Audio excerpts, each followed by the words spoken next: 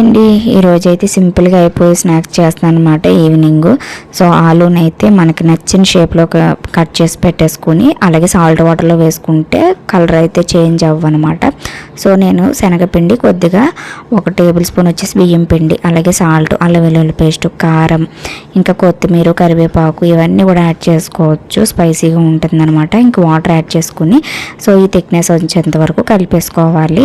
ఇంకా మనకి ఆలూని కట్ చేసుకున్నాం కదా, స్ట్రైన్ చేసుకున్నాను. అలాగే వాటర్లోంచి డిప్ చేసుకుంటే మనకి పిండి అనేది పలుచగా అయిపోతుంది. వేసే ముందు ఇలా చిల్లులు గరిటలోని మన వాటర్ని స్ట్రైన్ చేసుకోవాలన్నమాట. ఇప్పుడు ఆయిల్ బాగా హీట్ అయిన తర్వాత బజ్జీలు అయితే వేసుకోవడమే. సో మనకి సోడా వేసే పని కూడా లేదండి. చాలా క్రిస్పీగా అలాగే పొంగినట్టు వస్తాయి అన్నమాట. టర్న్ చేసుకుంటూ మంచి కలర్ వచ్చేంత వరకు ఫ్రై చేసుకుని స్లో ప్లేట్లో సర్వ్ చేసుకుని వేడివేడిగా సాస్తో తింటే, టమాటా కెచప్తో తింటే చాలా టేస్ట్గా ఉంటుంది. ఇదండి సింపుల్ ఈవినింగ్ స్నాక్.